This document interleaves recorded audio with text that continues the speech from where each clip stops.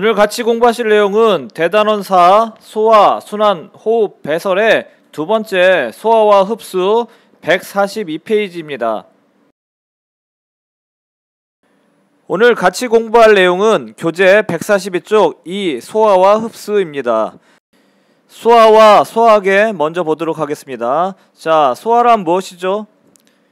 우리가 일반적으로 생각하는 단순히 음식물을 먹는 것이 소화가 아니라 여기서는 우리가 먹은 음식물을 우리 몸 안에서 여러 가지 과정을 거쳐 우리가 흡수할 수 있을 정도로 작게 분해하는 과정을 의미합니다.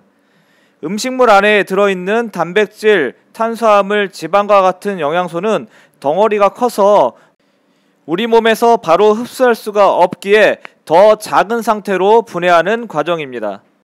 자, 이러한 소화에는 기계적 소화와 화학적 소화 두 가지로 이야기할 수 있는데, 기계적 소화는 이로 음식물을 씹는 운동하고, 그 다음에 우리가 씹어서 넘긴 음식물을 소화관을 통해 잘 이동하도록 꿈틀거리는 꿈틀운동, 소화관 안에서 음식물과 소화액을 섞는 분절운동, 이 세 가지로 이야기할 수 있습니다.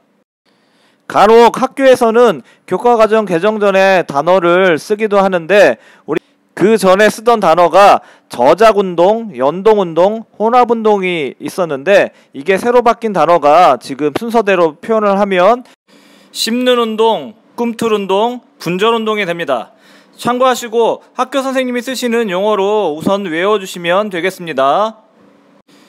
그 다음 우리가 먹은 음식물은 입에서 식도를 거쳐 위, 소장, 대장을 통해 항문으로 나오게 되는데, 이것이 사람의 소화계입니다. 자, B, 소화 과정을 보겠습니다. 먼저 1, 입에서의 소화입니다. 자, 입에서의 소화도 기계적 소화와 화학적 소화로 나누면, 기계적 소화는 씹는 운동과 혀의 운동이 있고, 화학적 소화는 최초의 탄수화물의 소화가 일어나는데, 탄수화물인 녹말이 침 속의 아밀레이스에 의해서 엿당으로 분해가 됩니다. 자, 그래서 우리가 맨밥을 오래 씹으면 단맛이 나는 이유가 여기에 있습니다. 자, 참고로 그림을 보시면 녹말은 그 고리가 쭉 연결되어 있는데, 엿당은 연결되어 있는 선이 중간에 끊어져 있죠. 이 끊어졌다는 의미가 소화 효소에 의해서 분해되었다라는 것을 그림으로 표현한 것입니다. 자, 여러분들 공부하다 보시면 과학에서 그래프, 표, 그림들이 많이 나오죠. 자, 이런 것들은 의미가 없는 것이 없습니다. 그래서 여러분들 이런 것들 하나하나 눈여겨 잘 살펴보시면서 공부해 나가시기 바랍니다. 자, 두 번째, 위에서의 소화를 보겠습니다. 먼저 기계적 소화는 꿈틀 운동이 있고, 화학적 소화는 위샘에서 펩시노젠이라는 물질과 염산이 분비가 되는데, 이때 펩시노젠은 염산에 의해 펩신이라는 물질로 활성화가 됩니다. 즉 바뀐다는 얘기입니다. 그 다음에 펩신은 단백질을 펩톤이라는 물질로 분해하는데, 이 펩톤이라는 용어를 중학교 과정에서는 중간산물 혹은 중간산물 단백질로 책에 표현되어 있습니다.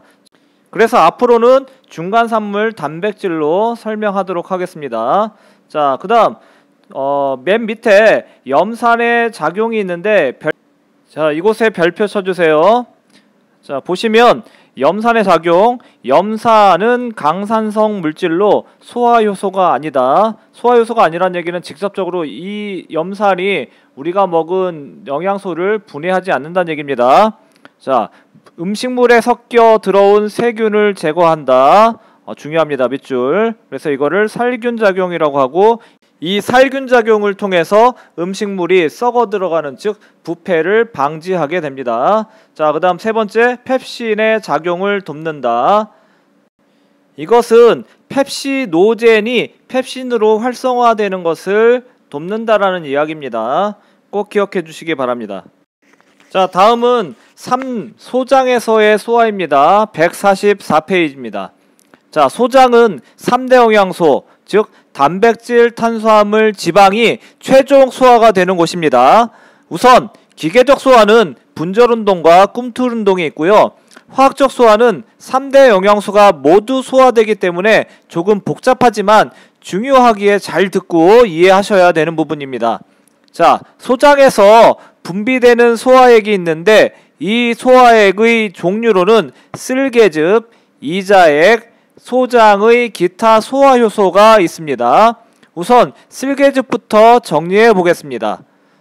쓸개즙은 간에서 생성되고 쓸개에서 저장되고 소장에서 분비가 됩니다. 책에서는 소장이라고 표현됐지만 좀 더 자세히는 십이지장에서 분비가 이루어집니다.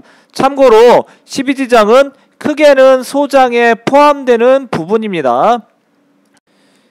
쓸개즙은 엄밀히 따지면 소화효소는 아닙니다.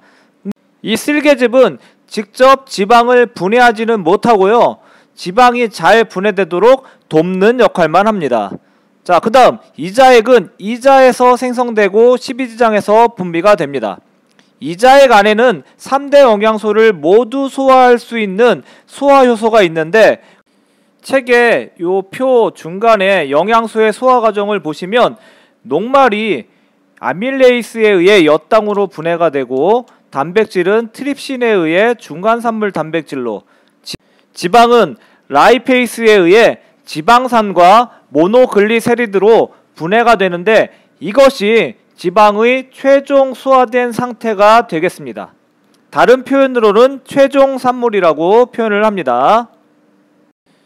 단백질과 탄수화물은 아직 최종 단계가 아닌 중간 단계인데 다음에 소화효소에 의해 최종 단계로 가게 되는데 이 소화효소의 이름이 소장의 기타 소화효소가 되겠습니다. 여기에 탄수화물의 중간 단계인 엿당을 분해하는 탄수화물 분해효소, 즉 말테이스라는 것이 있고요. 이 말테이스에 의해서 포도당으로 분해가 되고 중간산물 단백질은 단백질 분해효소인 펩티데이스라는 것에 의해 아미노산으로 분해가 됩니다. 여기서 소장의 기타 소화효소를 다시 한번 정리하면 소장 안쪽 벽의 상피세포에서 생성되고 분비가 되며 이 소화효소 안에는 탄수화물 분해효소인 말테이스와 단백질 분해효소인 펩티데이스를 통해 각각의 최종 산물인 포도당과 아미노산으로 분해가 됩니다. 자, 여기서 최종 산물이라는 얘기가 나오죠. 이 최종 산물이라는 의미는 탄수화물, 단백질, 지방이 소화되면 우리 몸에서 흡수하기 좋게 작게 분해된 상태를 이야기합니다. 즉 우리 몸에서 흡수할 수 있게끔 제일 작은 상태로 분해된 상태를 최종 산물이라고 합니다. 자, 그럼 이자에서 탄수화물, 단백질, 지방이 소화되는 과정을 다시 한번 정리를 하면, 탄수화물 즉 녹말은 아밀레이스에 의해서 엿당으로 분해가 되고 이 엿당은 탄수화물 분해 효소에 의해서 포도당으로 변합니다. 그 다음 단백질은 트립신에 의해서 중간산물 단백질로, 이 중간산물 단백질은 단백질 분해 효소에 의해서 아미노산으로 분해가 됩니다. 그 다음 지방은 라이페이스에 의해서 지방산과 모노글리세리드라는 물질로 분해가 됩니다. 자, 정리가 잘 되셨나요? 자, 지금 보시면 좀 어려운 단어들이 많이 나옵니다. 그래서 2번이고 3번이고 계속 반복해서 여러분들이 한 번씩 읽어보시고 또한 동영상 강의도 들어주시기 바랍니다. 그래서 단어가 여러분 그 머릿속에 익숙해져야 됩니다. 그래야만 이 내용들에 좀 더 쉽게 접근할 수가 있습니다. 자, 다음 144페이지 중간쯤에 C. 영양소의 흡수와 이동입니다. 자, 이렇게 소화된 영양소는 소장에서 흡수가 되는데 소장의 구조를 보시면 소장 안쪽에 융털로 구성되어 있음을 볼 수 있습니다. 자, 그래서 책 내용을 보시면 소장의 내벽은 주름져 있고 주름의 표면에 수많은 융털로 구성되어 있습니다. 그래서 여기 밑줄 쳐주세요. 첫 번째 소장 내부의 구조 그 동그라미 2번 끝에 영양소와 접촉하는 표면적이 넓어져 영양소를 효율적으로 흡수할 수 있다. 이 부분 꼭 밑줄 쳐주세요. 영양소와 접촉하는 표면적이 넓어져 영양소를 효율적으로 흡수할 수 있다. 자, 그 밑에 융털의 단면 그림을 보시면 가운데 굵게 있는 관이 암주관이고 그 주변에 그물같이 퍼져 있는 관이 모세혈관입니다. 이 암주관에서는 지용성 영양소를 흡수하는데 예로는 지방산, 글리세롤, 바이타민 A, D, E를 흡수하고요. 모세혈관에서는 수용성 영양소를 흡수하는데 여기에 예로는 포도당, 아미노산, 무기염류, 바이타민 B1, B2, C를 흡수합니다. 자, 여기서 지용성과 수용성이라는 단어가 나오죠. 지용성이라는 것은 기름에 잘 녹는 물질을 얘기하고 수용성은 물에 잘 녹는 성분을 얘기합니다. 참고해 주세요. 자, 그 다음 오른쪽 보충자료 영양소의 이동 경로를 보시면 자, 4번 그림이 있습니다. 자, 모세혈관에서 흡수된 수용성 영양소는 간을 통해 심장으로 가서 온몸을 돌게 되고 암주관에서 흡수된 지용성 영양소는 림프관을 거쳐 심장을 통해서 온몸으로 가게 됩니다. 그 다음 마지막 대장은 소화작용은 일어나지 않고요. 주로 물을 흡수하는 현상만 일어납니다.